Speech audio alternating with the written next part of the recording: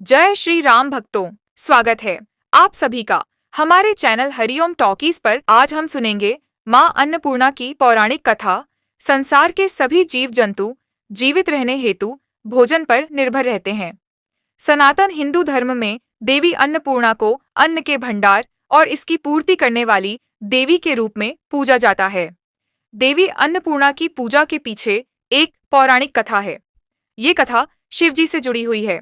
दरअसल इस कथा के अनुसार एक बार भगवान शिव ने माता अन्नपूर्णा से भिक्षा मांगी और पृथ्वी पर आकर सभी इंसानों में अन्न वितरित किया। धार्मिक मान्यताओं के अनुसार इसके बाद कभी भी पृथ्वी पर अन्न और जल की कमी नहीं आई। एक बार भगवान शिव और देवी पार्वती पासे का खेल खेल रहे थे।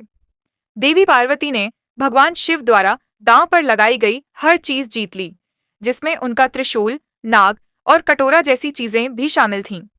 जब पासे का खेल समाप्त हुआ तो भगवान शिव एक जंगल में चले गए, जहां उनकी मुलाकात भगवान विष्णु से हुई।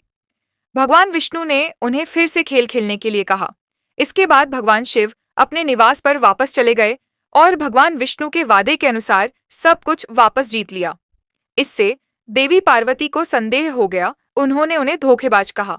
इस पर दोनों के बीच वाकयुद्ध छिड़ गया।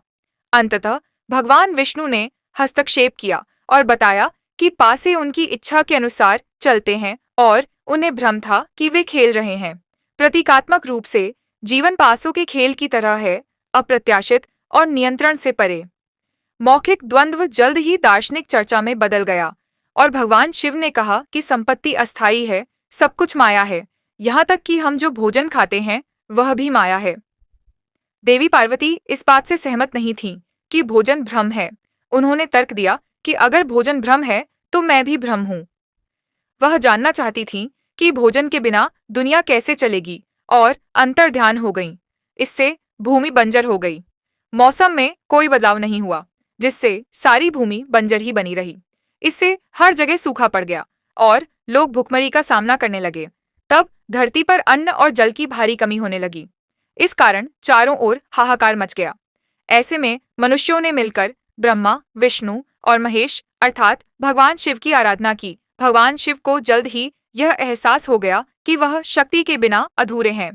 देवता, मनुष्य और दानव सभी भोजन के लिए प्रार्थना करते रहे। देवी पार्वती अपने बच्चों को भूख से मरते हुए नहीं देख सकीं और माता पार्वती ने काशी नगरी वाराणसी में अन्नपूर्णा देवी के रूप में अवतार लिया।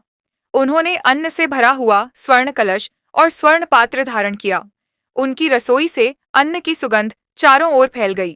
जब भगवान शिव को यह झात हुआ कि काशी में कोई देवी सबको अन्न बांट रही है, तो उन्हें जिज्ञासा हुई। वे स्वयं भिक्षुक का रूप धरकर वहां पहुंचे। शिव का भिक्षा मांगना भिक्षुक रूप में भगवान शिव माता अन्नपूर्णा के पास पहुंचे और कहा कि देवे, मैं भिक्षुक हूँ, मुझे भिक्षा दें। माँ अन्नपूर्णा ने मुस्कुराकर पूछा कि प्रभु, आप तो वही हैं जिन्होंने अन्न को माया कहा था।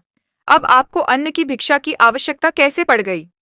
शिव झेंप गए, किंतु बोले कि देवी, अब मुझे अनुभव हुआ कि बिना अन्न के शरीर नहीं टिक सकता और शरीर ही आत्मा के अनुभव का साधन है। कृपया मुझे भिक्षा दें।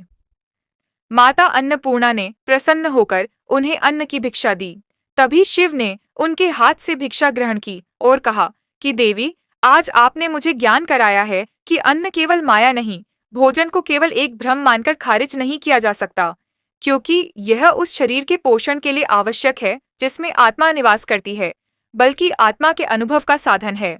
यह जीवन का आधार है।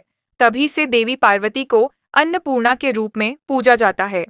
कहते हैं कि जिस स्थान पर यह लीला हुई, वह स्थान आज वाराणसी, काशी में अन्नपूर्णा देवी मंदिर के रूप में प्रसिद्ध है। यह मंदिर काशी विश्वनाथ मंदिर के निकट स्थित है। यहाँ माँ अन्नपूर्णा को स्वर्ण पात्र में अन्न परोसते हुए देखा जा सकता है। धार्मिक मान्यता है कि काशी में माँ अन्नपूर्णा के बिना भगवान विश्वनाथ भी पूर्ण नहीं है, क्योंकि अन्न से ही तृप्ति और जीवन संभव है। यह कथा केवल अन्न की महिमा नहीं बताती, बल्कि गहरा दार्शनिक संदेश भी देती है। अघन मार्गशीर्ष माह में माता अन्नपूर्णा की पूजा का विशेष महत्व है, क्योंकि इस महीने में किए गए अनुष्ठान और पूजा विधि विशेष फलदायी माने जाते हैं।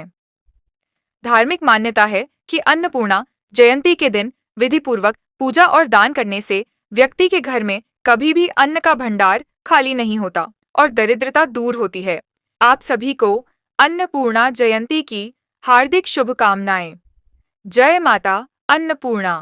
कहानी अच्छी लगी हो तो वीडियो को लाइक शेयर करें और हमारे चैनल को सब्सक्राइब करना ना भूलें। जय श्री राम भक्तों।